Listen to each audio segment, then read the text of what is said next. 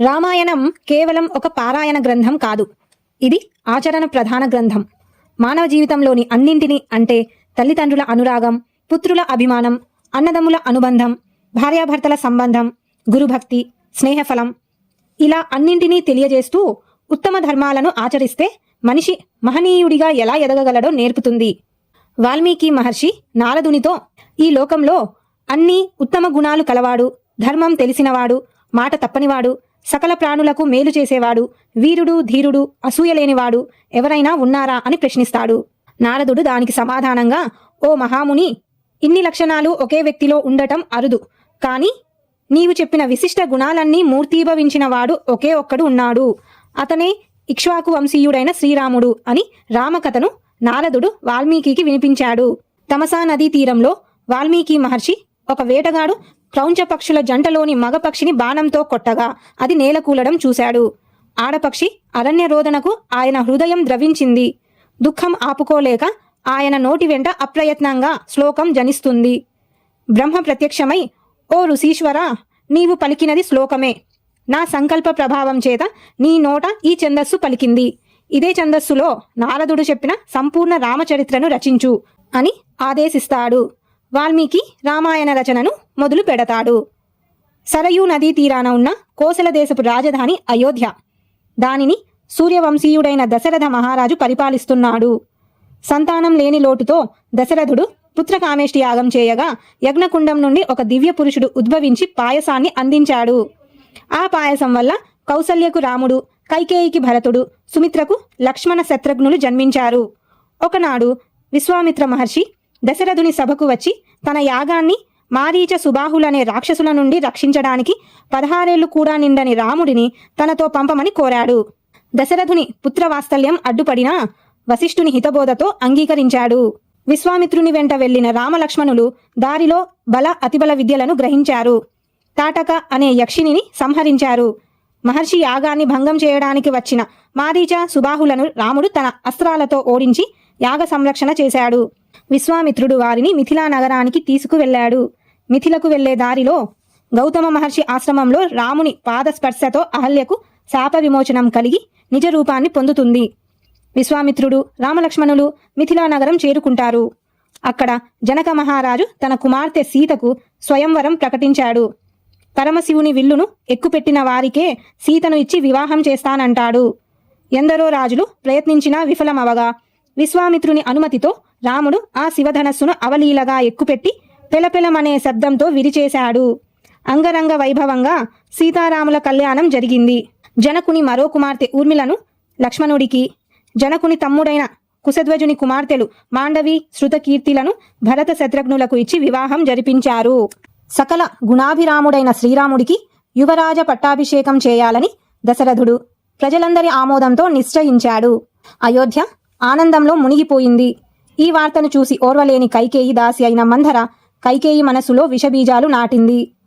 రాముడు రాజైతే కౌసల్య రాజమాత అవుతుంది. నీవు నీ కొడుకు భరతుడు దాస్యం చేయవలసి వస్తుంది అని దుర్బోధ చేసింది. మంధర మాటలకు ప్రభావితురాలైన కైకేయి పూర్వం దశరథుడు తనకు ఇచ్చిన 2 వరాలను ఉపయోగించుకోవాలని నిర్ణయించుకుంది. ఆమె కోపగృహంలోకి ప్రవేశించి రాజు రాగానే తన కోరికలను బయటపెట్టింది.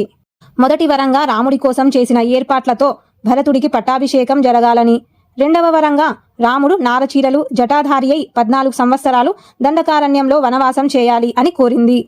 ఈ మాటలకు దశరథుడు కుప్పకూలిపోయినా రాముడు మాత్రం తన తండ్రి మాట నిలబెట్టడమే తన ధర్మమని ప్రశాంతంగా వనవాసానికి అంగీకరించాడు. భర్తను అనుసరించడమే సతికి ధర్మం అంటూ సీత, అన్నసేవయే నాకు మిన్న అంటూ లక్ష్మణుడు రాముడితో వనవాసానికి బయలుదేరారు. సుమంతుడు రథంపై వారిని తీసుకెళ్తుండగా అయోధ్య ప్రజలు విలపించారు. అయోధ్య నగరం శోక సముద్రంలో మునిగిపోయింది. తమసా నదీ తీరంలో ఆ రాత్రి విశ్రమించి ప్రజలు నిద్రిస్తుండగా ముందుకు సాగిపోయారు. పుత్ర వియోగాన్ని భరించలేక దశరథ మహారాజు ప్రాణాలు విడిచాడు. మేనమామ ఇంటి నుండి తిరిగి వచ్చిన భరతుడు జరిగిన దానికి తల్లిని తీవ్రంగా నిందించి రాముడిని వెనక్కి తీసుకురావడానికి చిత్రకూటానికి వెళ్ళాడు. రాముడు తండ్రి మాటను నిలబెట్టాలని తిరిగి రావడానికి నిరాకరించడంతో భరతుడు ఆయన పాదుకలను సింహాసనంపై ఉంచి నగరం బయట అంటే నంది గ్రామం నుండి రాముని ప్రతినిధిగా 14 సంవత్సరాలు రాజ్యపాలన చేస్తానని శపథం చేశాడు. సీతారామ లక్ష్మణులు దండకారణ్యంలో ప్రవేశించి అత్రి, అనసూయ వంటి మహర్షులను దర్శించుకున్నారు. అలా 10 సంవత్సరాలు గడిచాయి. వారు పంచవటి వద్ద పర్ణశాల నిర్మించుకుని నివసిస్తుండగా రావణుని సోదరి శూర్పణఖ అక్కడికి వచ్చింది. శ్రీరాముని సౌందర్యానికి మోహితురాలై తనను వివాహం చేసుకోమని కోరింది. రాముడు నిరాకరించడంతో ఆమె సీతపై దాడి చేయబోయింది. రాముని ఆజ్ఞ మేరకు లక్ష్మణుడు ఆమె ముక్కు చెవులను కోసి విరూపిని చేశాడు. శూర్పణఖ తన సోదరులైన ఖర, దూషణలతో మొరపెట్టుకోగా వారు 14,000 మంది రాక్షస సైన్యంతో రామునిపై దాడి చేశారు. రాముడు ఒక్కడే వారందరినీ సంహరించాడు. అకంపనుడు అనే గూఢచారి ద్వారా ఈ వార్త లంకలోని రావణునికి చేరింది. ఖర, దూషణుల మరణ వార్త విన్న రావణుడు రాముడిపై ప్రతీకారం తీర్చుకోవాలని నిర్ణయించుకున్నాడు. తన మామ అయిన మారీచుని సహాయం కోరాడు. మారీచుడు వద్దని వారించిన రావణుడు బెదిరించి ఒప్పించాడు. మారీచుడు బంగారు లేడి రూపంలో పర్ణశాల ముందు తిరుగుతుండగా సీత దానిని చూసి మోహించి తెచ్చిపెట్టమని రాముడిని కోరింది. రాముడు లేడిని వెంబడించగా అది చిక్కకుండా అడవిలోకి తీసుకువెళ్ళింది.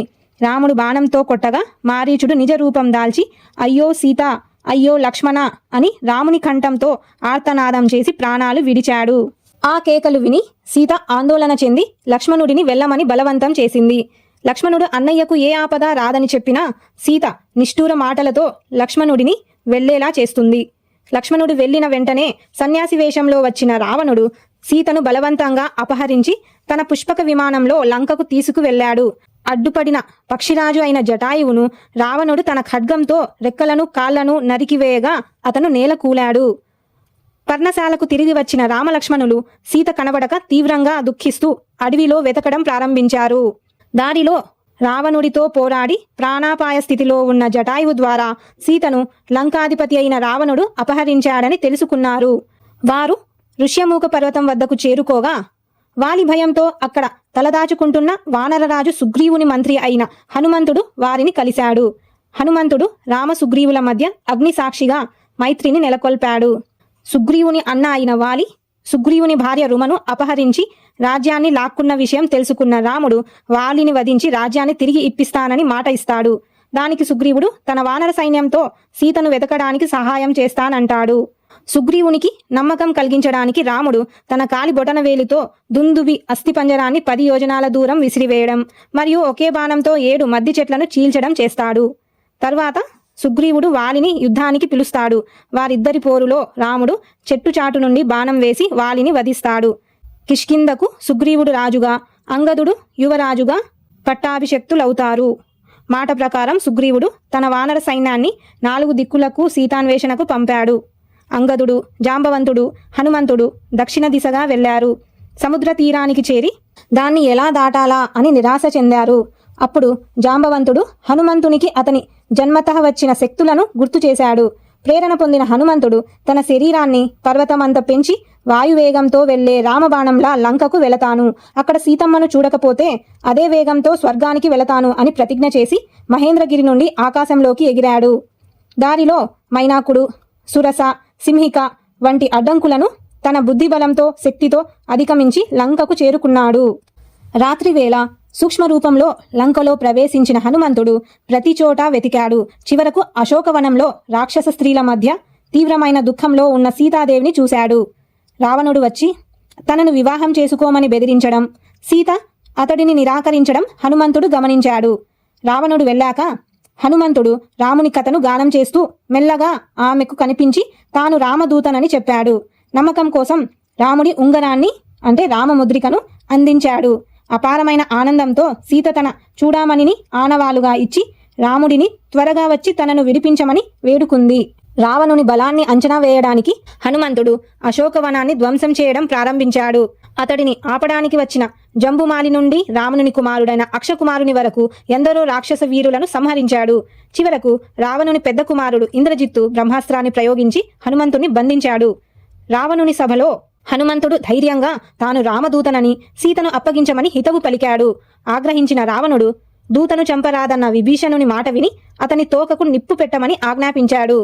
రావణుని ఆజ్ఞపై రాక్షసులు తన తోకకు నిప్పు పెట్టగా ఆ మండుతున్న తోకతోనే లంక దహనం చేసి సముద్రంలో తోకను చల్లార్చుకొని తిరిగి ప్రయాణమయ్యాడు.